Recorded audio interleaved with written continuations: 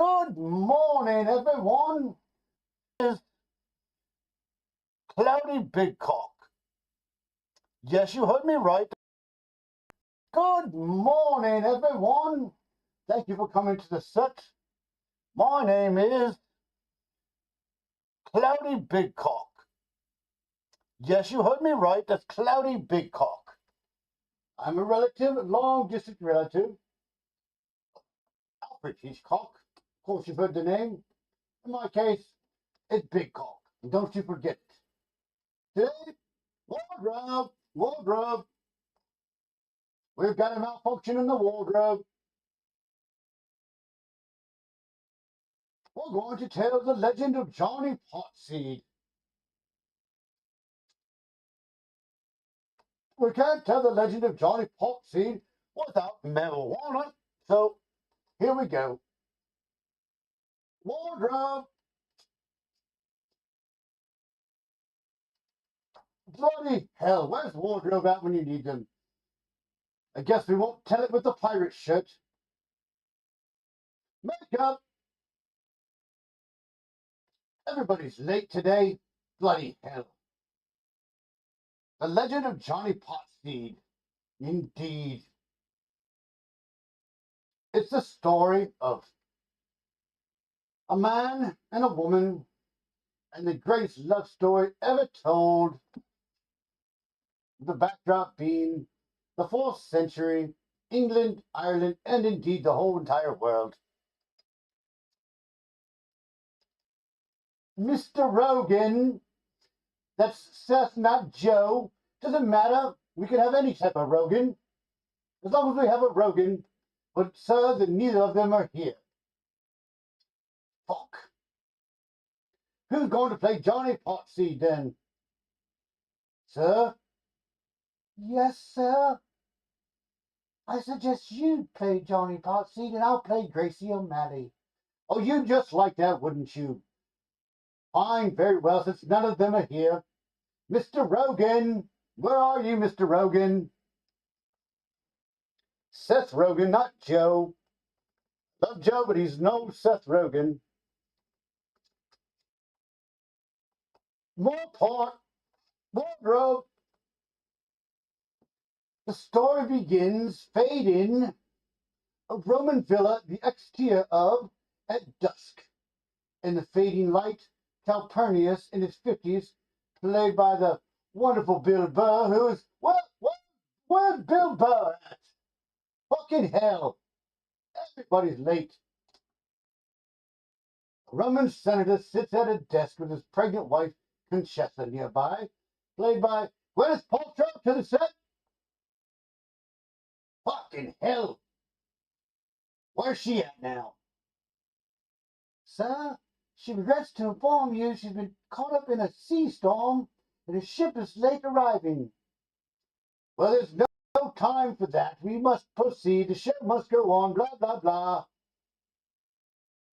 Calpurnius.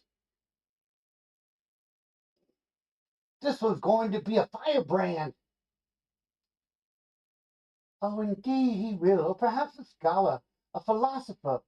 As long as he doesn't bear the burden of war like his father, I will be content. Calpurnius pulls Conchessa closer, his expression conflicted.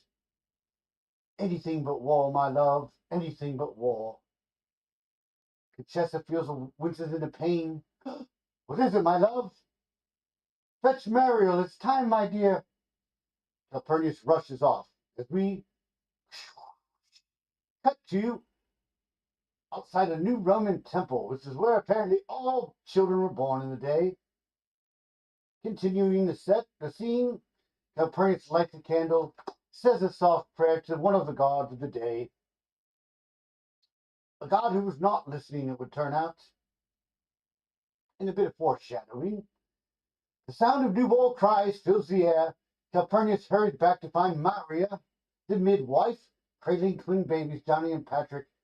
But Conchessa lies still, bloody, her eyes closed. Calpurnius' face falls as he realizes she has passed. Fade to black. How fitting. Cut! Wardrobe!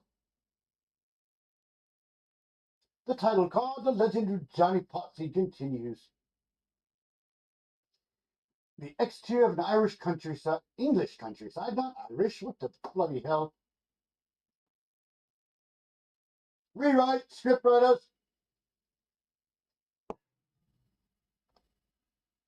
Young Johnny and Patrick, both ages 12, play in a field, their laughter ringing out. Copernicus watches them, pride and sorrow. It's just sorrow etched his face. Sorrow that his beloved was not here to watch it. Smash cut to exterior of a harbor during the day. Patrick is dragged onto a ship by Irish pirate. Bloody hell! Johnny tries to intervene, but is held back by Roman soldiers. Why would they hold me back? I just want to save my brother. Johnny. Patrick, no! Johnny watches helplessly as the ship sails away, carrying away his twin brother, played by the one and only Jonah Hill, his twin brother, into the unknown. Dissolved to exterior docks, not much farther than that. Johnny, now 18, stands on the deck of a ship, his expression hardened. It is a one-man ship. The ship is setting sail, leaving the shores of England behind. Fade to black. Young Johnny has been exiled, banished, kicked out, told to get the fuck out and not come back from England. What was his crimes, you ask? Well, he was critical of the Holy Roman Empire. Dear God. Indeed, indeed. So banished from England he was. As the ship sets sail, he just hopes for the best. As his ship sails into the sunset, he falls asleep, and when he awakes to a terrible storm, crashing and lightning and thunders and bolts, suddenly a hand pulls him, or whoops, he hits the rocks and flies out of the ship, lands in the water. Just as he's going in, he sees the shark fins surrounding him, and he thinks to himself, oh, bloody hell, I'm going to be shark meat, shark dinner, shark something or other. Suddenly he sees a flash from the dark. A dark figure dives through the water, reaches him and pulls him out with one strong hand, and it's Snoop, it's Chief Snoop Lion, the charismatic Rastafarian leader. Yo, man, you all right? What's your name? Johnny, sir. Johnny, it's your easy, son. Easy, son, man. I got you now. Welcome to Jamaica, my man. Johnny, huh? Welcome to the island. Johnny passes out. Cut to, fade to black.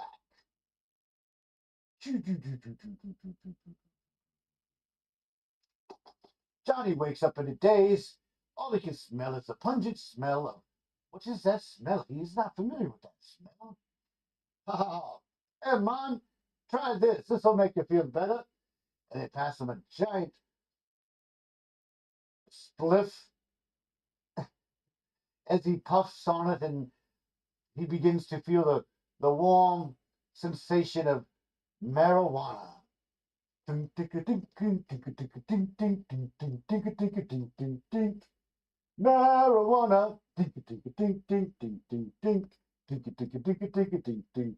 Marijuana, sings the choir of Rastafarian followers of the Chief Snoop Dogs. Snoop Lion, I mean. Cut to exterior of a hidden pirate cove during the day. Johnny follows Snoop Lion through a lush, verdant landscape. Emerging in a secluded cove, moored on the water's edge, is a magnificent ship. Wow. Johnny's eyes widen at such a magnificent. That must be Blackbeard or Bluebeard or Redbeard or somebody bearded fierce pirate. Chief Snoop Lion. This be a sacred place, man. Johnny, few know of its existence. Just then, Johnny's jaw drops and hits the floor. A beautiful, fierce-looking red-haired woman emerges from the ship. Ah, man, you don't want to mess with that. That is Gracie O'Malley. She is an Irish pirate and she will fuck your world up. Hi, Johnny. Hi, Johnny. Hi, Johnny. This be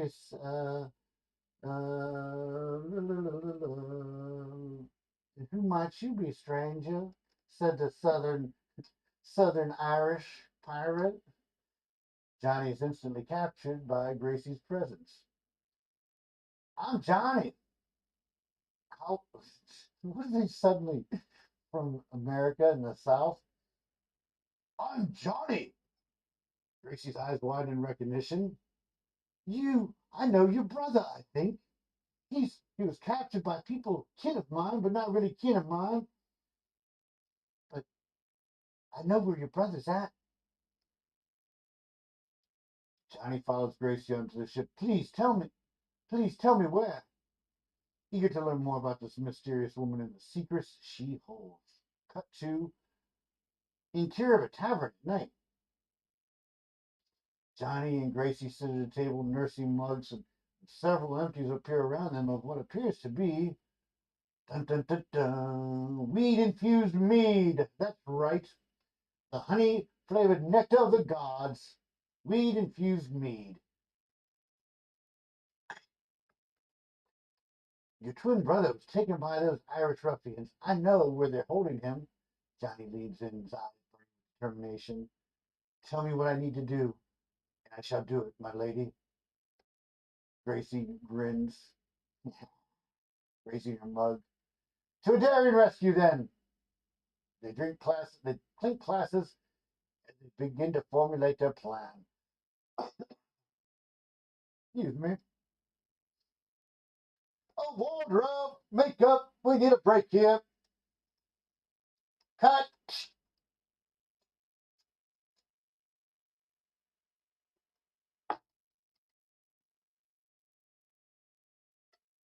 Under cover of darkness, Gracie and Johnny sneak through the castle grounds, evading the guards and making their way towards the dungeons, where this is not right. Rewrite, script writers, on the double. Where the bloody hell is everybody? Must Cloudy Big Cock do this all himself? Okay, fine, Cloudy Big Cock to the set.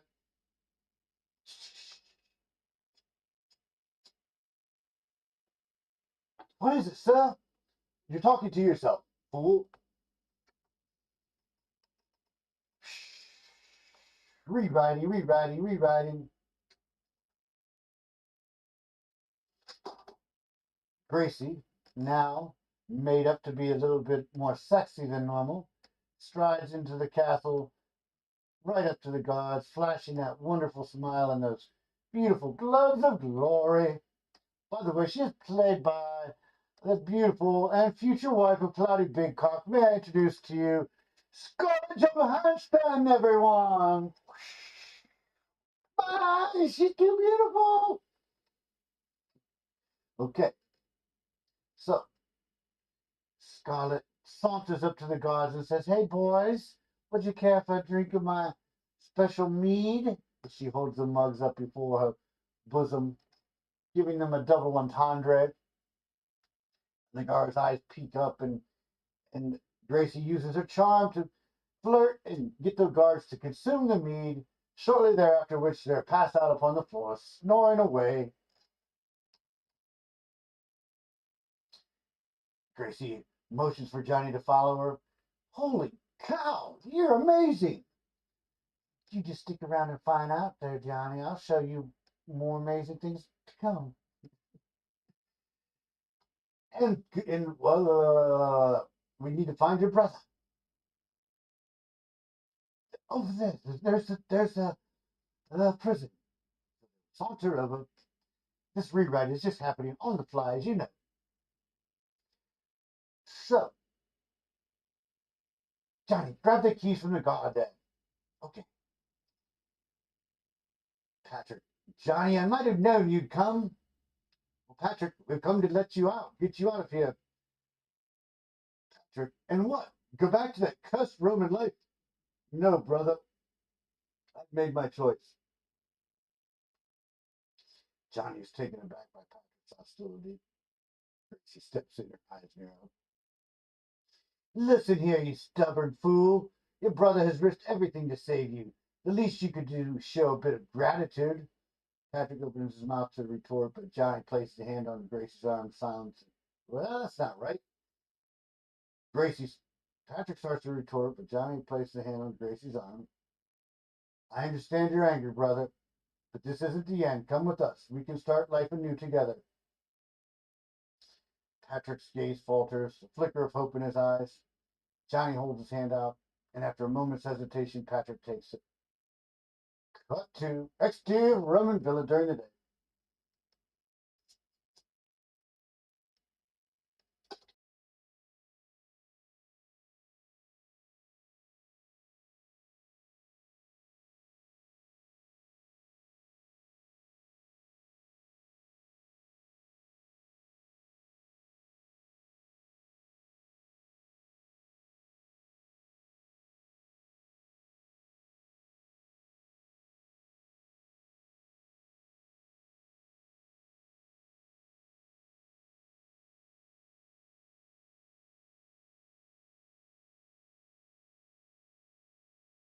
In the guards' porridge.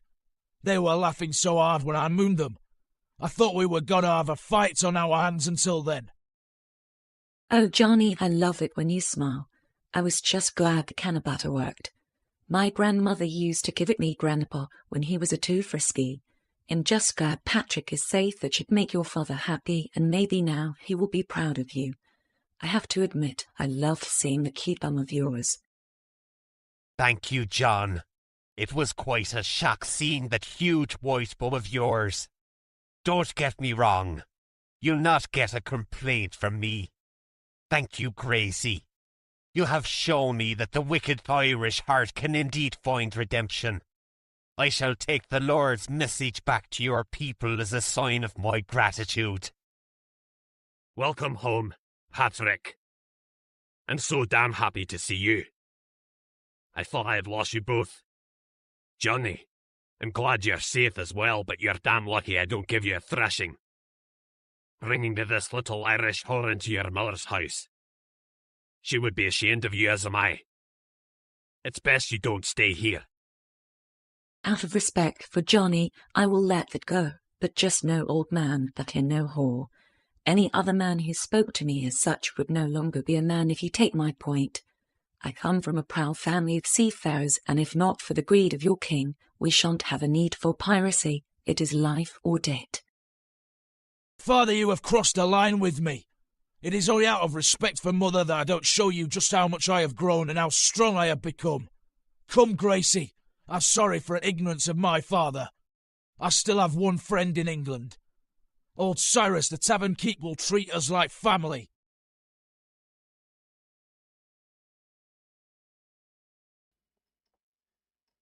Calpurnius, Bill Burr, now aging, probably approaching 60s, 65, balding, pot belly.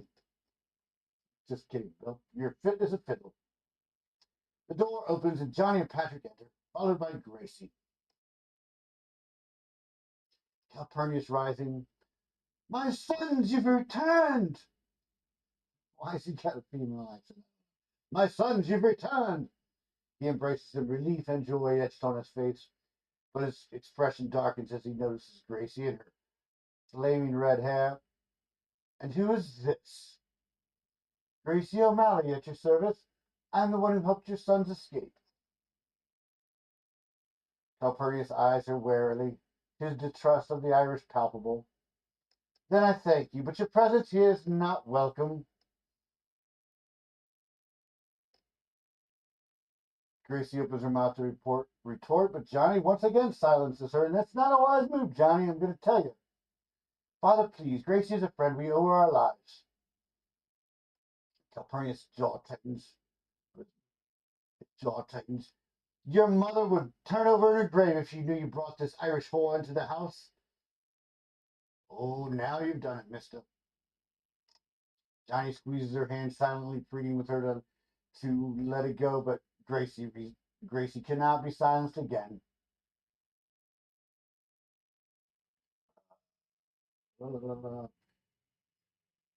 Seems I've left out a part there, but she says, old man, if you were not for Johnny's father, I would remove the thing that makes you a man. You get my drift? Many men have insulted me, many men have paid the price, but I shall let this go. You know, the next time. Cut to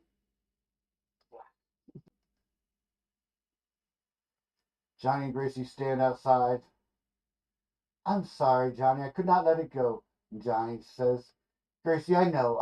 It's not, don't be sorry. It's not your fault. My father's a racist prick. But he's a good man. How can he be racist and be a good man? Well, indeed. He tried his best. Let's go into this tavern here where old Pietro will serve us drinks, I know. Have a seat at this table here, and I'll go get us some drinks.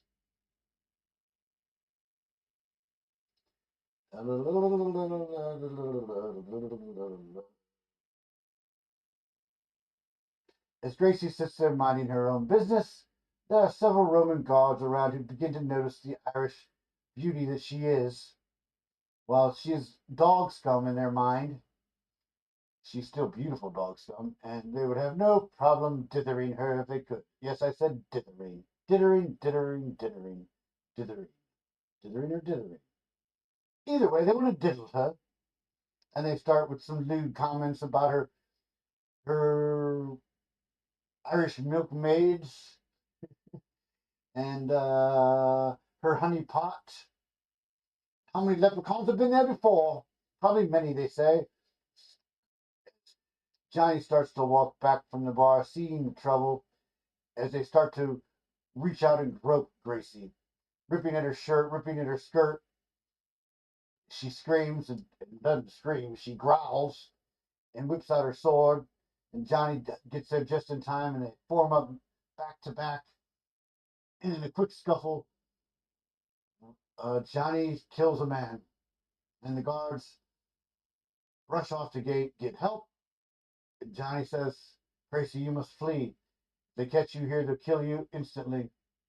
To me, I at least have a trial. Surely an execution, but a trial. Run, Gracie, run. And at that, the guards return, and she sneaks out through the dark. Johnny finds himself in a Roman jail, sentenced to die in the morning. Fade to black.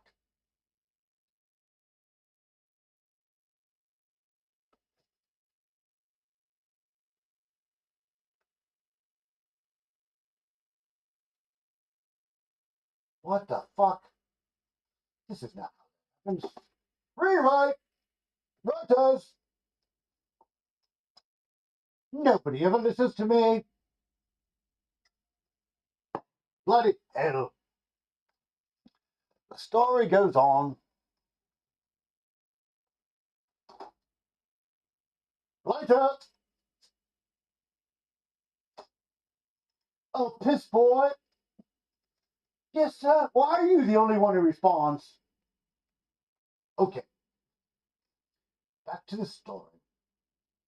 Johnny sits alone in his cell, his face etched with worry. The door busts open, and Gracie stands there with her arms on her side and sword in her hand. Come, Johnny, we must go. Gracie, what are you doing here? I'm rescuing you, fool. And so, with that, they begin to sneak out to the castle, the jail. Johnny notices guard after guard unconscious on the way in, some bloodied. Gracie had not spared a soul on her way to rescue her beloved. To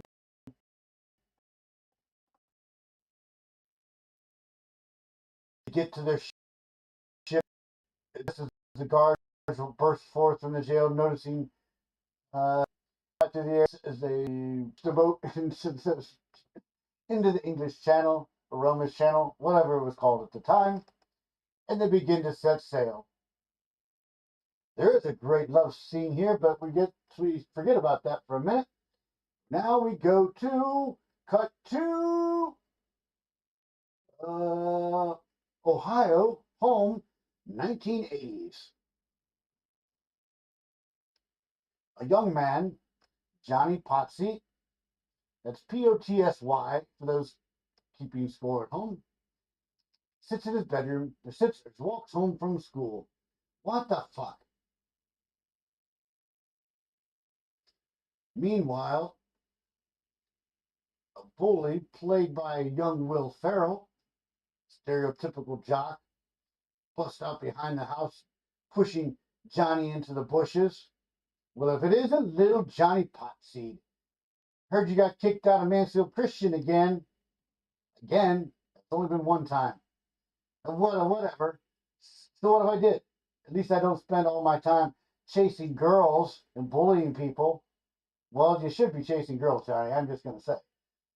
Will sneers, shoving Johnny again. Watch your mouth, Potsy. You think you're so special, don't you? You're just a pathetic loser. The cronies laugh as Will and his gang exit, leaving Johnny alone with his frustration.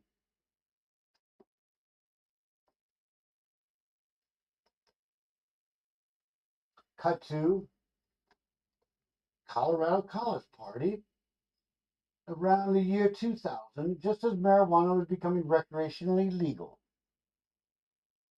Johnny in his 20s stands in a crowded room, joint in his hand, grin on his face. Mr. Rogan, are you here yet? Bloody hell. Back with myself. He takes a deep drag, his eyes scanning the party. Wait.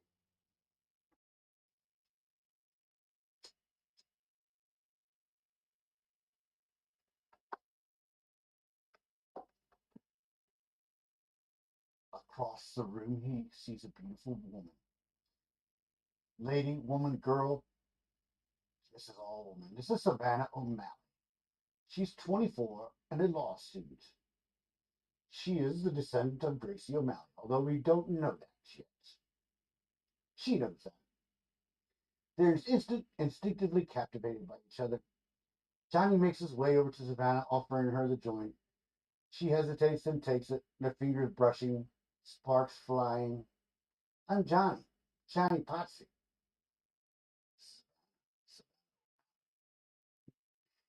They share a smile, beginnings of a connection forming between them.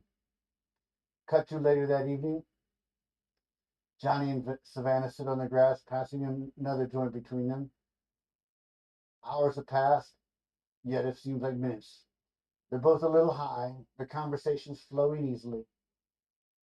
So you're trying to develop this THC extraction device? Yes. Yes, it's my dream. I think it could revolutionize the industry, make cannabis and more accessible and affordable for everyone. Savannah. That's really ambitious. I'm in law school actually studying to be a corporate lawyer for the cannabis industry. No way, Johnny says. That's amazing. We should work together sometime. Savannah smiles, leaning closer to Johnny.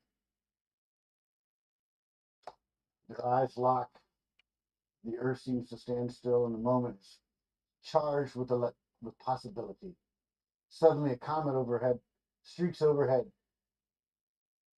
the sky, twinkling like casting a magical glow on their faces. See, I need to go back to this other scene. Pause. Where the fuck is that other scene at? Let's see if I can find it here.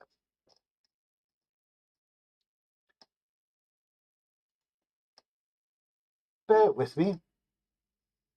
Please and thank you.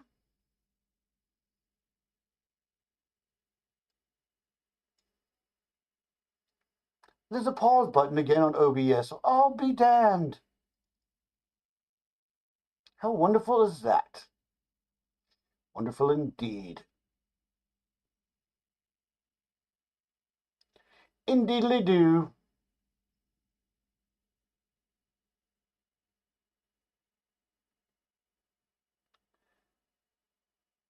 I know it's right around here. We'll put this here for now. As they're sailing out to sea. Da-da-da-da-da. I need to loop that. Okay. Johnny and Gracie sitting in the sea. Kissing. First came love, then came marriage, then came Gracie in a pregnant carriage. Yes. Okay, here we are. I think this will be the part.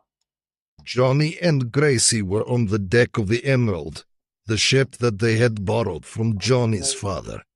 They were standing beneath the moonless sky, with the stars shining bright above them. Gracie leaned back into Johnny's powerful arms, looked up at the sky. It's beautiful, isn't it, Johnny? It is, my love, but nothing compares to your beauty. Johnny, I've been thinking about our future together. We've had a bit of rough start with my father's passing, the chaos that followed, and then with your father and that stiff at the tavern. I would understand if you wanted to be done with me, but I believe with all my heart that we could make a life for us. I couldn't agree more, my love. The Emerald is our home, and we'll see many sunsets on the decks. We'll sail to new lands, plant our sacred seeds, make a fortune and a family. It'll be the adventure of a lifetime, and with the love of my life. Will you, Gracie May O'Malley, marry me?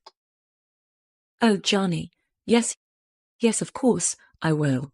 Yes, I will marry you and sail the 7 seas with you. Never again shall we be apart.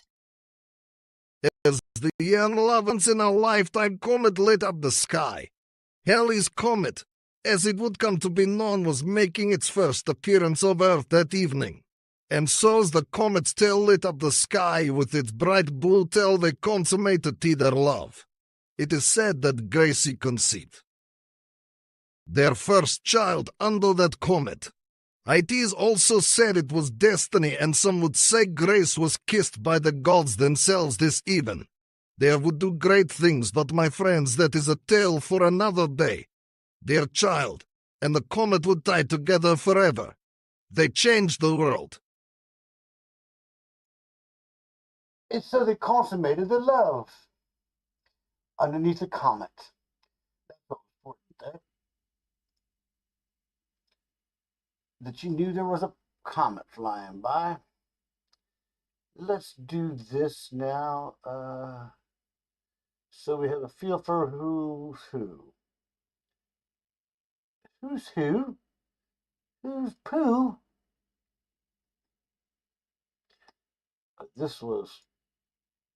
That was Jonah Hill being taken off to, or Patrick, anyway, that was Patrick.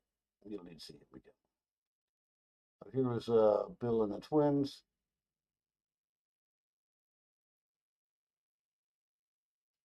Here's Bill and Gwyneth on their wedding day, of course.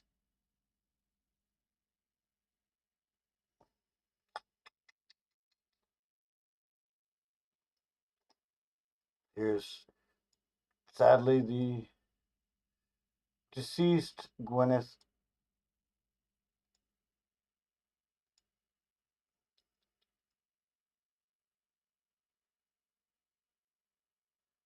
Da, da, da, da. Okay, we don't have a younger them yet.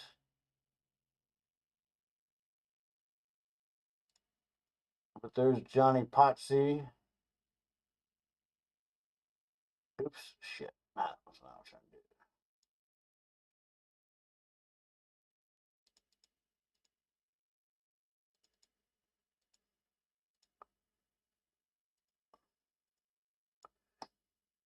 And here is lovely Savannah O'Malley.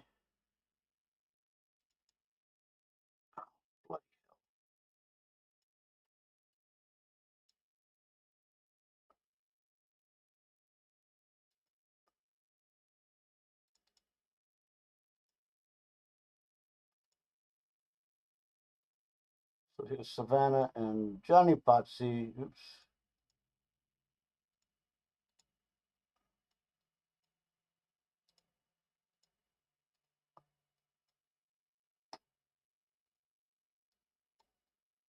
What the fuck?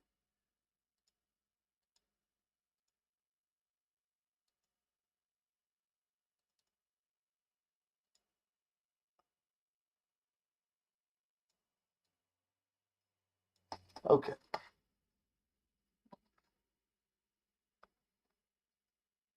Suddenly, a comet shoots across the sky,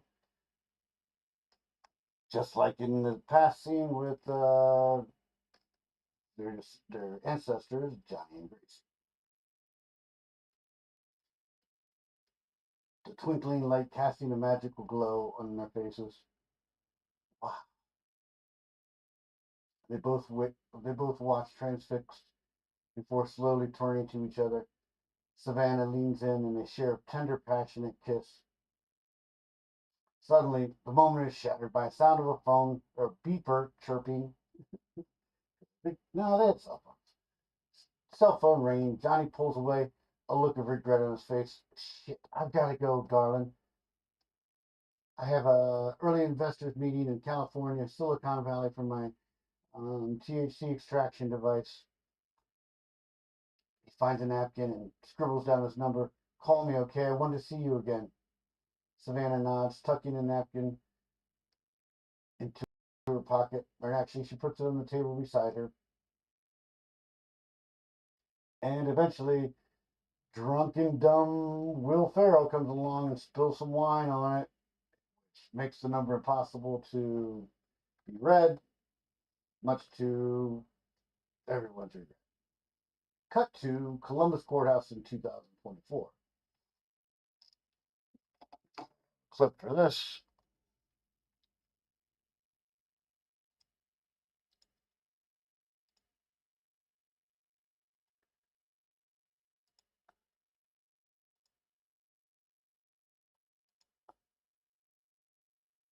Maybe.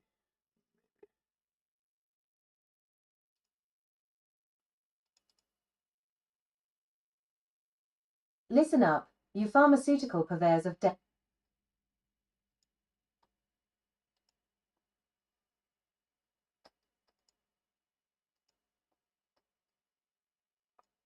Listen up, you pharmaceutical purveyors of death.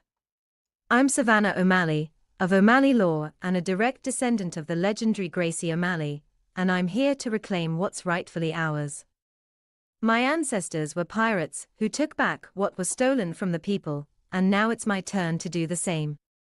For too long, Big Pharma has been keeping the truth about the medical benefits of cannabis hidden, while they profit off the suffering of others. Well, those days are over.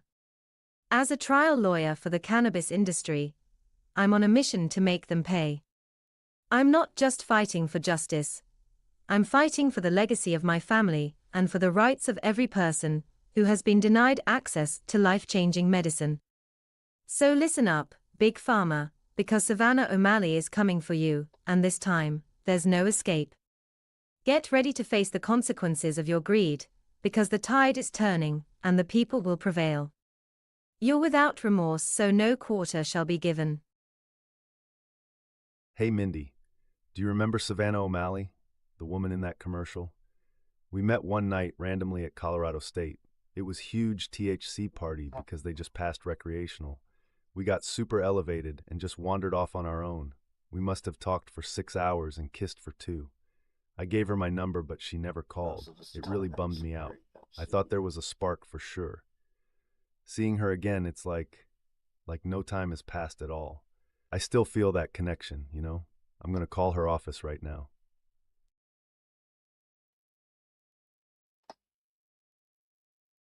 Okay.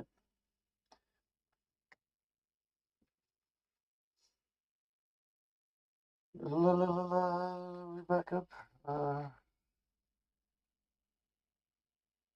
Check, check, check. Okay, we're back. Savannah, now poised and confident woman in her 40s, stands before a judge and jury, delivering a closing argument. My clients have suffered unimaginable loss due to the greed and callousness of the pharmaceutical industry.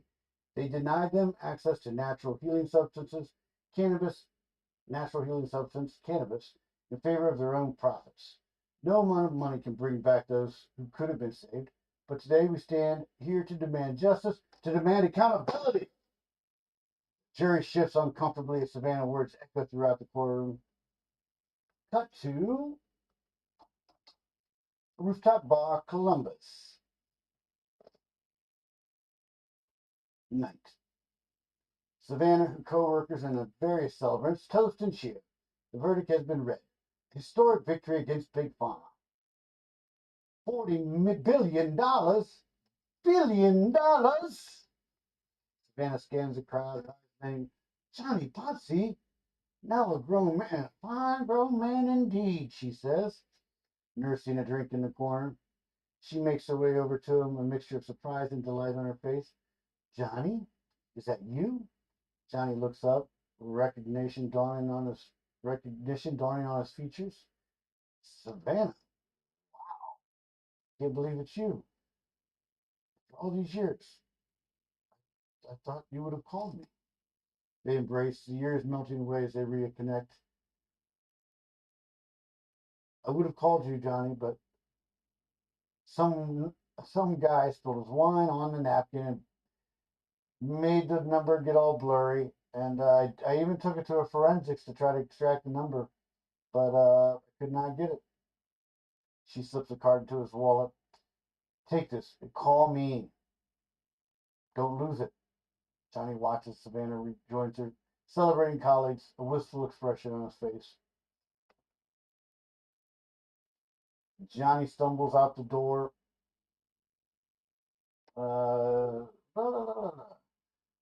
Looking for his Uber car. As he pulls out his wallet, the card falls to the floor. Oh, he reaches down and grabs that, puts it back in his wallet. Just as Tommy Chong, the Uber driver. Tough day, huh, man? You have no idea, Jonny, or Tommy. Well, I got just the thing to help you out. He pulls out a special magical brownie while passing him a joint that he was smoking. You eat this now. This is made from my wife's special edibles. It'll help you relax. It'll help you find clarity. I don't know why he's got a weird accent, but it'll take the edge off, that's for sure. Jonny hesitates and then takes a brownie, popping the whole thing into his mouth as he chews. A determined expression settles on his face. Thanks, Tommy. Excuse me.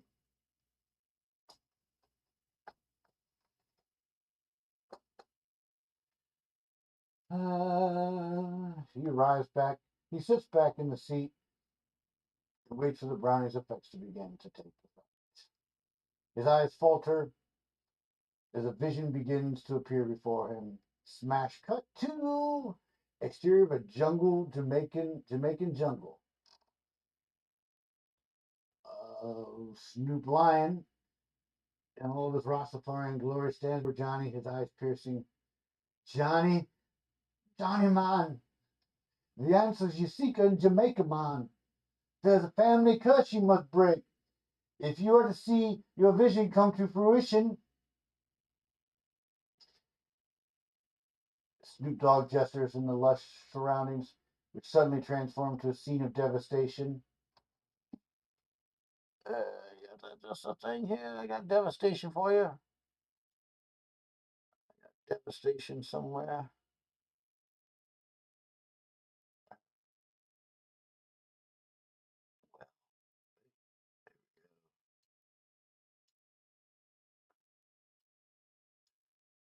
That's the devastation of all the mining from the mining companies.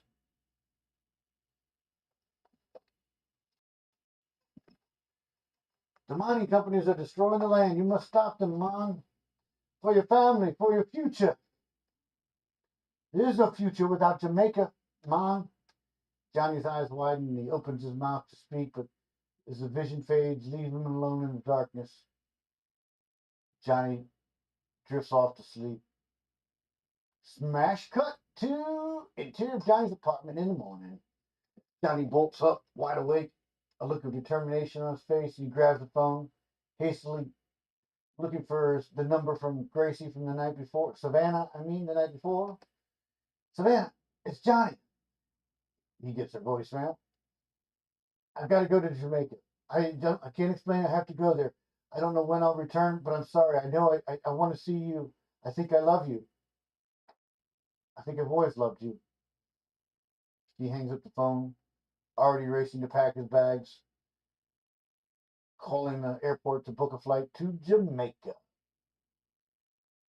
Savannah checks her phone, a mixture of surprise and concern on her face. She turns to her assistant. You need to book me a flight to Jamaica and find me the nicest bed and breakfast you can. I have a feeling I'm going to need it. Why is she going to need it? Really good bed and breakfast. You never know. The assistant nods, already typing away. Savannah looks out the window, her brow furrowed with worry for Johnny. Fade to black. Phew, I think I'm going to pause for a second. Oh, wardrobe, where are you now? Makeup? Still late. Exterior, Jamaican jungle during the day. Present day. Jonny Potseed trudges through the lush foliage. Sweat beading on his brow. He paused, taking in the surroundings, the towering trees, the vibrant wildlife. This is a world away from the life he's known. Suddenly, he's surrounded by warriors and a Rastafarian chief, played by the one and only Dave Chappelle. Welcome, Jonny Potseed. I've been expecting you. Chief Chappelle? I had a vision. You were in it, telling me to come here. Yes, man, the spirits have guided you to us. There's a great evil that must be stopped. He gestures deeper into the jungle. Johnny follows as they make their way through the dense foliage. Moments later, they emerge into a rebel camp. Jamaican rebels of all ages prepare for battle. Among them is Savannah O'Malley. What? Savannah? Savannah, I'm sorry, I had to come. I had a vision, and she embraces him, relief, worry etched on her face. It's okay, Johnny. I'm here for you. We will fight this together. They hug and kiss and all that stuff. Wait. Shoot.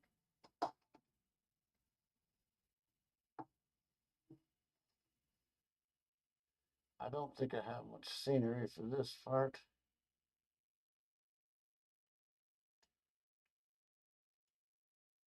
We do have this.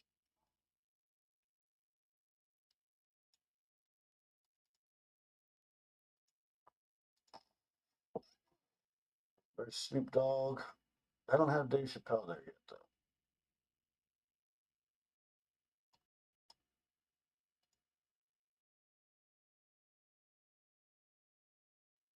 Okay.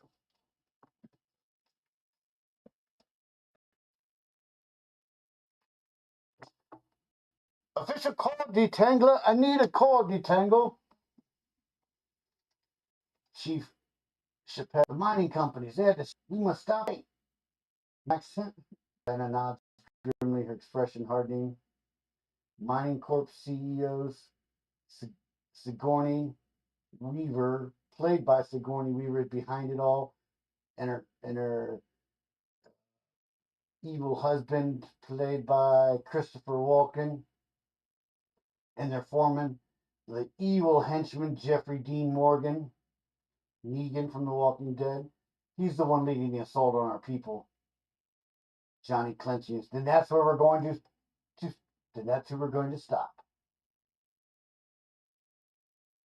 Chief Chappelle placed the hand. You have a good heart, Johnny Potseed, but this fight will not be easy, man. The mining company has powerful allies and big guns. He turns.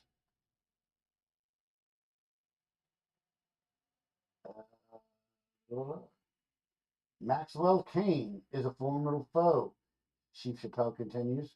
He has the ear of the government and the resources to crush us. Johnny's eyes narrowed, determination burning within them. Then we'll have to be smarter and stronger. They've got the guns, but we've got the numbers! For my family and for Jamaica, we must break this curse. Savannah squeezes his hand, a spark of hope igniting in her eyes. The stage is set for an epic confrontation. Bum bum bum bum bum bum bum bum bum bum bum bum bum bum bum bum bum bum bum. Jeffrey Dean Morgan, that brutish foreman, oversees a crew of chained workers, driving them mercilessly with a whip. Faster, you dogs! The ore quotas must be met. Basalt, I think it is. Or it's the last for all of you. The workers' faces, etched with suffering, strain under the relentless heat and toil, some of them mere children. Suddenly, a commotion draws Jeffrey's attention. A group of rebels led by Chief Chappelle and Savannah charge into the camp, engaging the security guards in a fierce battle. Jeffrey rushes to intervene, but a figure steps into his path. Dun dun dun dun dun dun dun dun dun. Jonny Potseed, his eyes blazing with fury. Your reign of terror ends here, Jeffrey. Jeffrey sneers, cracking in his whip menacingly. We'll see about that, boy. The two men clash. Their fight, brutal display of raw power and determination. Johnny dodges, the whip flashes, looking for an opening to strike. Meanwhile, Savannah confronts the evil Sigourney Weaver, the ruthless CEO, in a battle of wits and wills. Your greed has destroyed these people's lives. I won't let you get away with it. What do you think you can do, little girl? This is a battle you cannot win. The women engage in a fierce verbal sparring match, apparently because they don't fight, until Savannah reaches out and cracks Sigourney across the face. Pow! She falls to her knees, first time having ever been snapped. I'll teach you a lesson. Grabbing a pair of scissors from her desk, she charges at Savannah. Savannah dodges the scissors with a quick blow due to her MMM training. MMM brought to you by M&M. Should have a big bowl of them here, but I don't. Reagan stole them. Across the camp, the Chief Line, or Chief Chappelle squares off against Christopher Walken, Maxwell Kane. Their clash of personalities and ideologies electrifying the air. Your money and power mean nothing here, Kane. This is our land. Just as our forefathers kicked the British out in the 1800s, we shall do the same. We will defend it. This is Rastafarian land. Maxwell Kane chuckling. We'll see about that, Rastafarian. This land is mine, and I'll stop at nothing to keep it. Pulling out his cane sword thing that he has. The battle rages on with each side refusing to surrender. The fate of Jamaica hangs in the balance.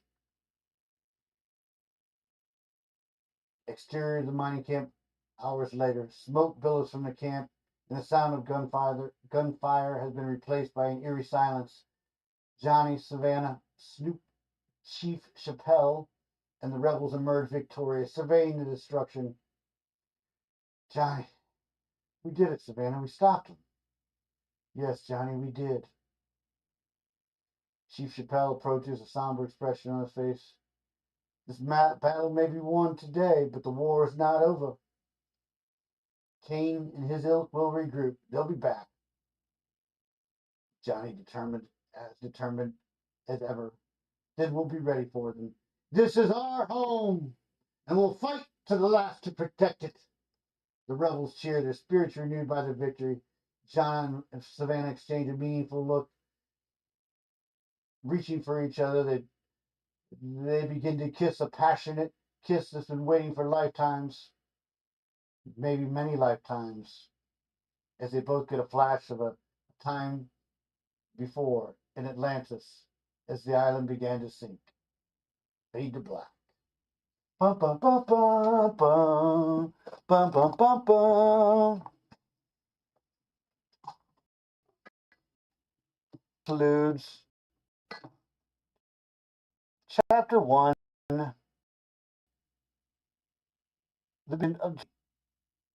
Thank you for tuning in. This is Cloudy Big Cock.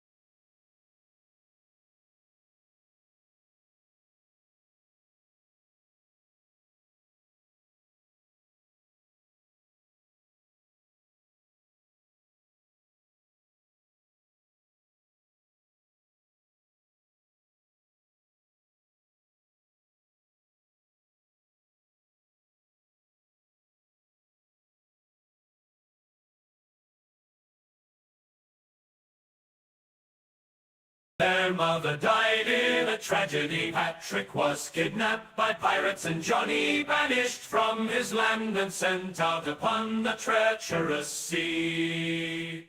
Destiny brought him to the shores of Jamaica and into the arms of his beloved Gracie, the most beautiful pirate to ever grace the pages of the most wanted for the offense of piracy, that took the sacred seed, the magical weed of marijuana, to all the lands, providing medicine to all in need.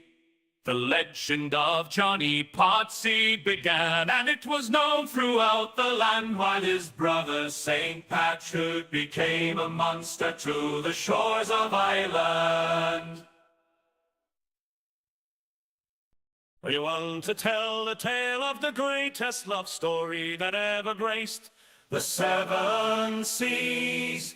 It began in England in the 4th century AD. Twins were born and their mother died in a tragedy. Patrick was kidnapped by pirates and Johnny banished from his land and sent out upon the treacherous sea.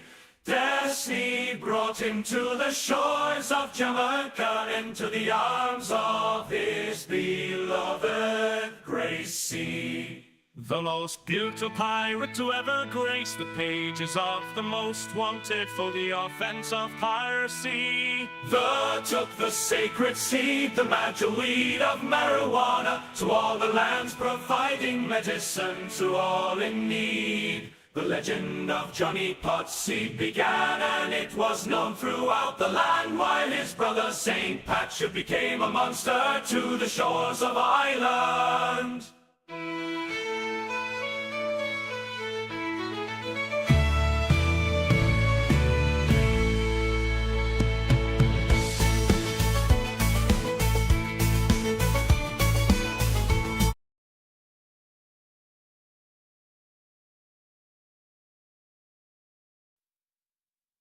After days lost at sea, Captain Jonny Potseed and the fiery Gracie O'Malley, a fearsome pirate duo with hearts of gold, find themselves clinging to a broken piece of their ship, their bodies battered and wearied by the treacherous waves. Rescued near the shores of Jamaica, Captain Jonny Potseed and Gracie O'Malley receive a rare and powerful marijuana seed from the wise Rastafarian chief, who believes in their mission to spread love and laughter across the world. Betrayed and left on an uncharted island by his mutinous crew, Captain Jonny Potseed takes matters into his own hands, burying the precious marijuana seed in the fertile soil, its potential hidden from the world. The Roman Catholic Church, threatened by the knowledge of the sacred seed and its potential to heal and bring joy, exerts its influence, desperate to suppress its existence. Relentless attacks by the Roman Catholic Church's allies on their ship leave Captain Jonny Potseed and Gracie O'Malley battered and bruised but unyielding in their pursuit to protect the marijuana seed.